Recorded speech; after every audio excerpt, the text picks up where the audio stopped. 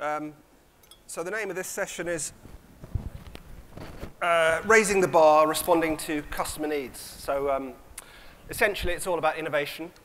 And we have a panel of amazing innovators with us this afternoon, which we're going to delve into the subject. Before we get started, though, we'll do some introductions. So I'll start with me. So my name's Steve Borges. I'm co-founder of Biglight. And we're an experience innovation company or agency, and we help brands deliver remarkable customer experiences to their customers through experimentation, every aspect of the journey. Do you want me to go next? Yes, please. Tim, I'm the CEO and co-founder of Localz. We do fulfillment software for parcel and services companies that helps them kill off the "sorry, I missed you" card. And helps them improve first-time delivery rates for people like, here in the UK, people like DPD, British Gas, Autoglass, those kind of companies. And I'm Claire. I'm from what3words, and we invented a global addressing system. We figured there should be a consistent addressing system for the entire world, so we divided the whole world into a grid of 57 trillion squares. Each one is 3 meters by 3 meters, and we labeled each one with an address. So my old house in London, I could ask for something to be delivered to Slug Vines Bucket. So everywhere in the world has an address made of 3 words. I love how you're advertising where you live. She's moved, though. I'm Bea, CEO of Exaactly, and we are an intelligent addressing and delivery solution that helps drive delivery efficiency by providing precise contextual and visual information about their drop point. And we blend this with consumer data and preferences in an online digital repository that's retailer and carrier agnostic as well, to drive the last mile customer experience and help improve brand loyalty. My name is David. I'm the COO of Stuart Delivery, recently acquired by Geopost. As part of the Geopost family, we do optimization of last mile for big retailer clients, essentially allowing them to pass on immediacy, flexibility, and convenience as delivery propositions to their end customers by turning their retail locations into mini distribution centers. And I'm Andrew. I'm the co-founder and CEO of Brisqq. We enable deliveries in 1-hour time slots for around 1,000 retailers in London. And we do that by connecting them to a pool of freelance individuals that act as couriers on the platform. And that is agnostic on the vehicle type, so it could be somebody who's walking, or it could be somebody in a large van, but the platform basically optimizes the delivery to the right individual to do that. Excellent. There you go. Told you it was an amazing panel. So a bit of introduction, a bit of preamble, really. And I think the context of this discussion is that the fact, really, that the world's leading brands are innovation machines at the moment.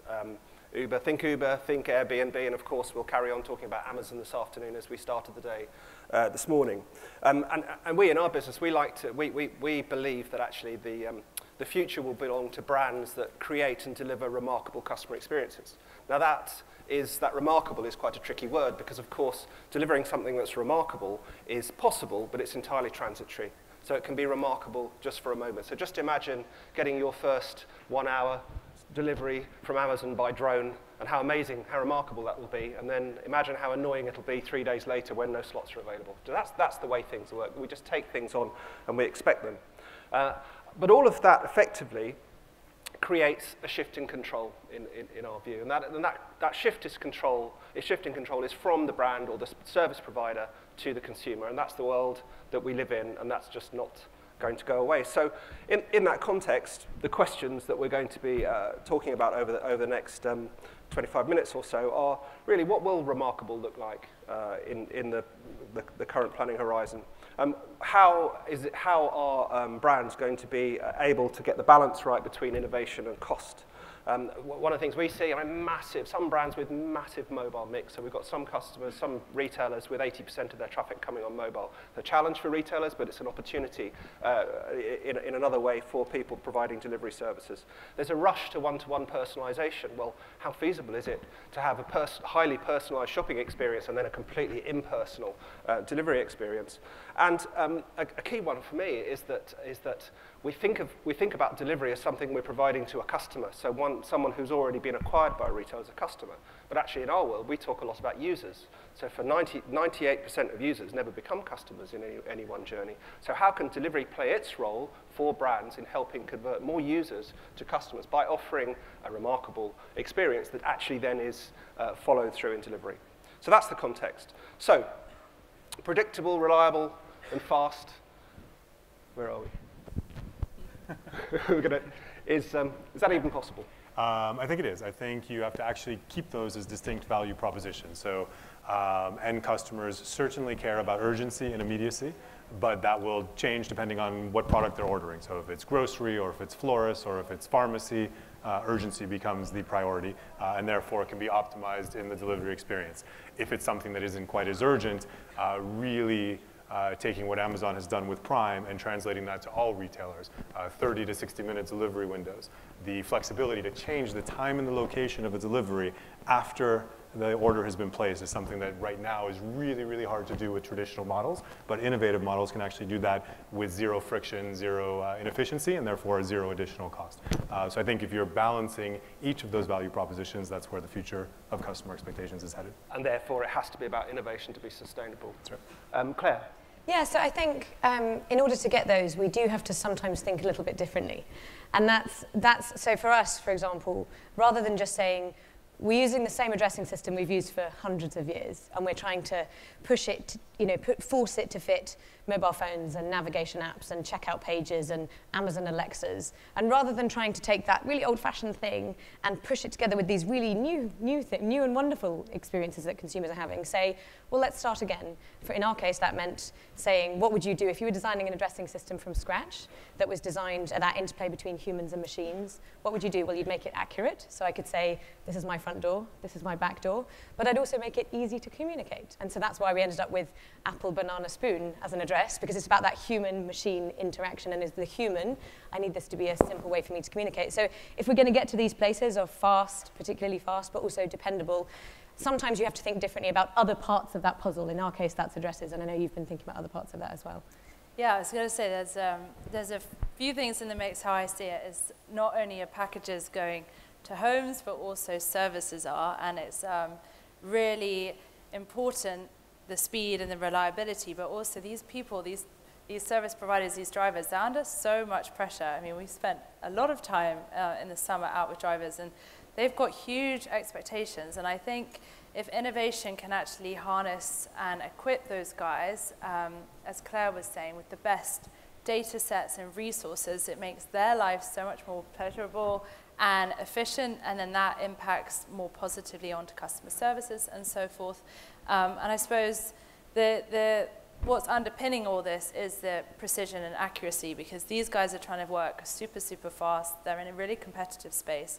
And actually a lot of, I mean, delivery should be simple, right? You'll go from A to B, but there's so many reasons why stuff fall down along the way. And I think we've certainly spotted an area in the market which really needs some love and attention and some more accuracy to fulfill drivers. But also from the consumer point of view, we don't really believe there's a portal that exists today to capture all your nuances about your address or your location or all your preferences. And I think the more you can share and the more that data passes through to drivers, the more empowered they are to actually be super reliable and leave stuff where you want things to be left and get there as quickly as possible.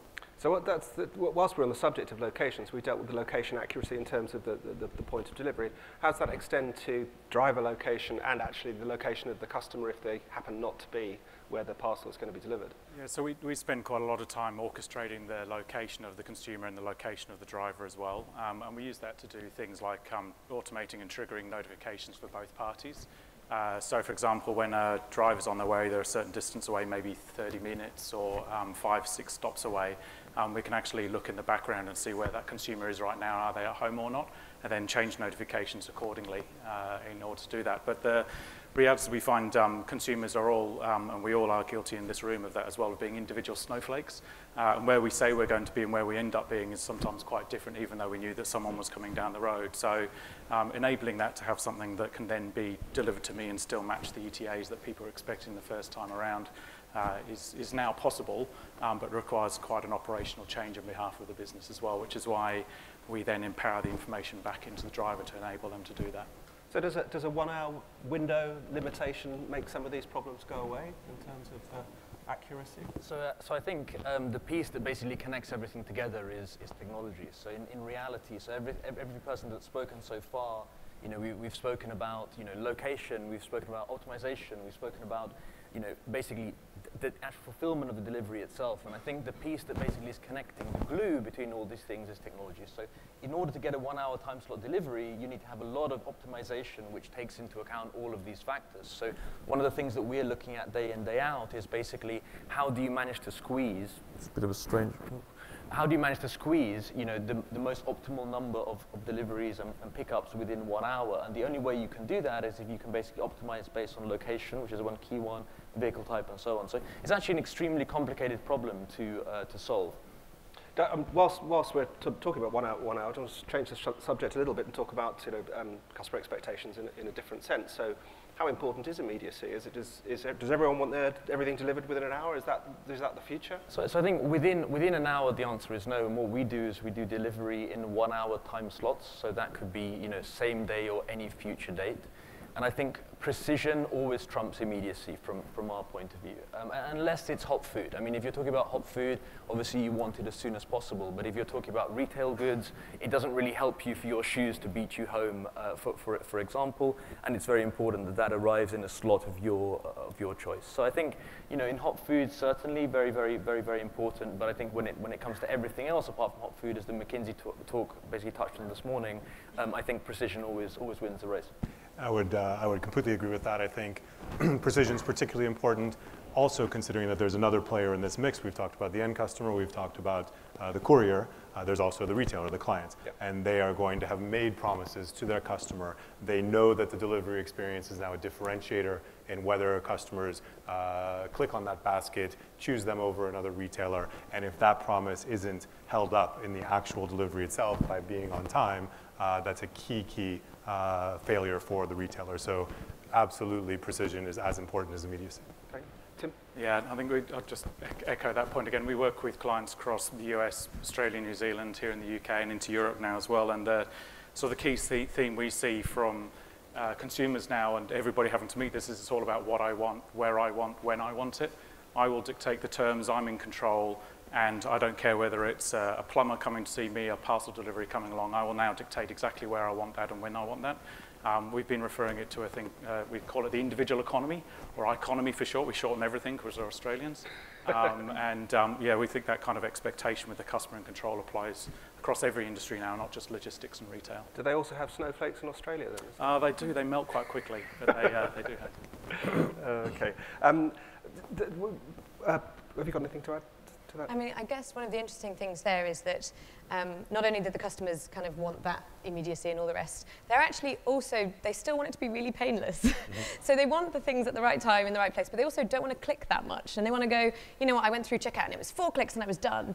And that's actually really complex. If you're saying, I need to know exactly where you are, I need to know where the delivery entrance is, I need to know all of this. And so that's one of the things that a big thing for us is basically think about what's the smoothest possible customer experience? How can I create in a journey? In our case, that basically means a little text box on checkout and just says, put in your 3-word address, and I put in apple, banana, spoon, and it gives me a little verification immediately, so I get instant error detection, and that's it. And then I know exactly it's coming to my doorstep. But that ease of input is actually really important to the customer. It's not just about knowing it's going to the right place. It's actually about accepting that humans can be pretty lazy. And we don't always want to go through a very complex process of going, where's the pin on the map, and move it around, and then that's 17 extra clicks by the time you've got through, or verifying a very long address with each layer, and if I put 62 in the wrong bit, it doesn't work. So building stuff which allows customers to be lazy actually is quite important.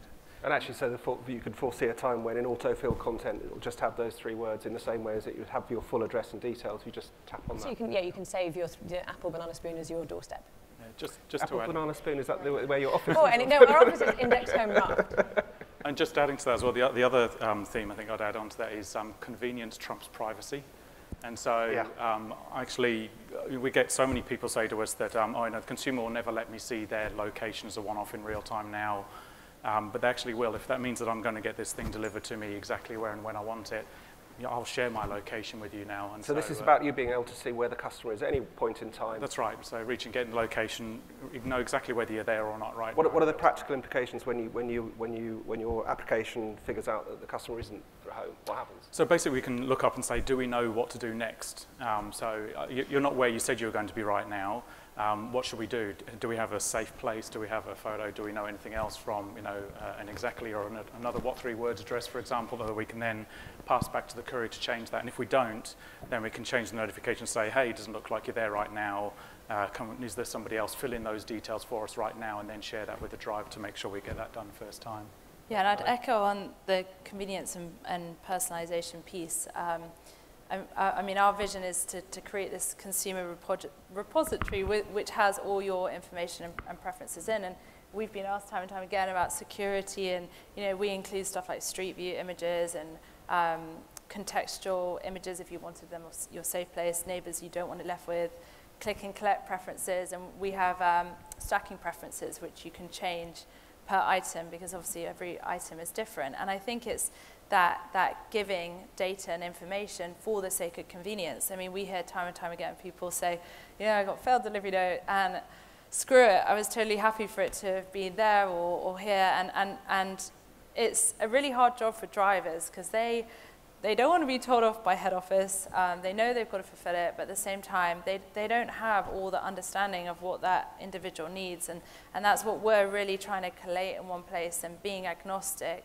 To Claire's point, it means you don't have to input it time and time again. You don't have to download every single carrier app to put all your preferences in, regardless of where you're shopping or who's fulfilling it. It's all about you, and you should have that same experience. And I mean, just the other day, someone was saying they have a little safe area, and some drivers leave it out, and then it gets wet, and other people put it underneath, and some drivers are stupid. And it's like, well, no, they don't actually know. How do they guess what you want? There isn't really a forum today that collects that in a really rich and personal way, other than some additional notes. And a lot of the time, that data isn't even passed downstream to the driver for whatever reason. So, yeah, here to the rise of personalization. I would follow up with one other comment. We've talked a lot about tech, and which is a key part of I think what all 5 of us do up here. There's operations as well. When you think about where improvement can be had operationally, starting a customer journey or a delivery journey 80 miles outside a large city is incredibly inefficient, particularly when you think about the fact that we've already sent big trucks in to bring product to the retail locations in that city to begin with. And when you think about where congestion concerns, air quality concerns, livability concerns of major dense urban areas are going, that kind of inefficiency and that kind of duplicativeness of effort is going to change. And layer that in with how much easier will it be for a courier or a driver to complete their job if it's a 2-mile journey that's done really efficiently, as opposed to a 75-mile journey that's fraught with much more opportunity for error. You can see how all of these things come together technologically and operationally as well. So you mentioned earlier that the efficiency of within your business allows you to do the delivery within an hour. So what are the implications for you? Yeah, so I mean, for me, first off, always think about the customer first. I think, all this transparency in terms of location, I'm here, use this door, so on and so forth. Obviously, all that is very, very important. But looking at it from the consumer's perspective, I think I'm more than happy to give somebody all that information, so long as I have control over basically how it's used. Am I told when my location's being tracked, and so on and so forth? And I think that's not only like that in that particular part of the customer journey, but it's like that across the whole spectrum, that in reality, the consumers want to be more empowered now. So I think all of this stuff ties together to basically enable services like we provide. Okay, well we've got a few minutes left. So I'd like to just talk about barriers, really. We're not talking about everything's possible. What do we foresee the main barriers to be to innovate in order to improve the customer experience around delivery? So constant innovation on the tech side is absolutely essential. Allowing dispatch to be able to account for lots of different use cases, different business models, integrating with partners who solve different parts of the operational challenges in a streamlined, efficient way. I think there's a huge set of challenges there, and equally on the retailer side, tech challenges such as inventory management, being more accurate with your stock, being efficient in the beginning of the journey, just as we're trying to be at the end of the journey. It's interesting, isn't it? I mean, just pick up your point. This is about fragmentation, isn't it? This is about there's no one solution.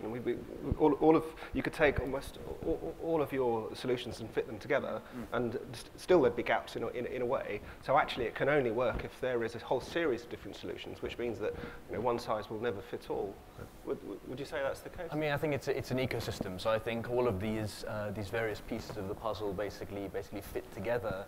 And as you say, without having location accuracy, without having delivery optimization and so on, you can't basically have one. You can't have one service without the other. So I think it's definitely an ecosystem. And I think the main piece is that it's about putting the customer in the driving seat. And I think that's the same for everybody's business on this stage. It's about basically putting the customer in control and allowing them to basically dictate a little bit more than they would have been able to before. Okay. I think one of the barriers that often comes up as well is particularly you can get carried away, particularly at conferences like this, and think that's awesome, I see the future now, I know exactly how it's going to work. And you walk back into the day job tomorrow and your operations director tells you that this hub melted down, that depot is now not working, 60% of my drivers have quit, and you've actually got a day job to do as well. So I think one of the barriers that people, and we do quite a lot of work on helping out, is how do you actually plug this new stuff into existing legacy systems? It has to work in with what you're doing today without requiring wholesale operational change, otherwise you can't embed this new innovation in. So that barrier tends to be more of a mental model than an actual tech one though. I think just about everyone on this stage and other people that I've met, we all work into existing systems of record and things, but it's actually convincing the organisation culturally to inherit something new. And great to hear people like Martin and the Hermes people feel like they're very much on a cultural change journey as much as a tech one at the moment. I think that word culture is so important, and I think for us, we're a relatively young company. We're small by the standards of a lot of people in this room, your companies, and I think what we found really effective when you've got these bigger companies that are, have been around for a very long time and they're changing, is often they'll have an innovation team. And sometimes that will be your way into the company, and that will be people who are culturally very aligned with organizations like ours, who want to try stuff and they do sprints and they do a very fast trial and then say, right, it actually worked, let's do something else. And I think that having those people, whether they're people within the organization or outside of it, who are able to speak to both sides, small companies and big ones, is really, really important in overcoming some of those barriers to adoption. Yeah, and funnily enough, before you even mentioned it, I was thinking, why are Amazon so successful? We meet loads of retailers, incredibly bright people. They're really excited about doing new stuff. They're always forward-thinking.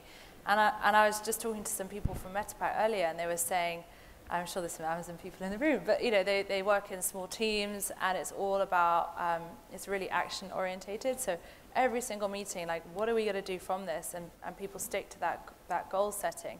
And I think it's a real shame sometimes when you work with larger companies and things do take a really long time, and I think Amazon have the edge, for me, in my opinion anyway, because they've got the speed element.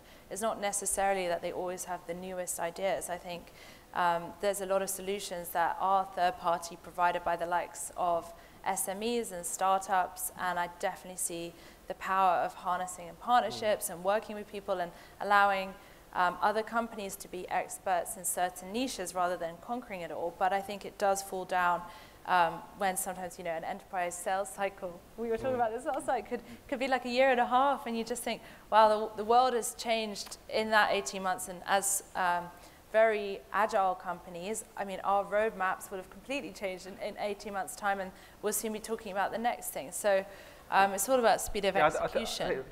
I've detected in our business anyway a change of pace, actually, just going into it. I don't know if any of you saw that I can't remember his role, but the guy from Nike put out a statement last week saying that Nike are about to unleash a scale of experimentation and innovation that the market has never seen. And you think, well, that's pretty dramatic. So actually, it's not about the size of the organisation, it's the mentality and the desire to move quickly.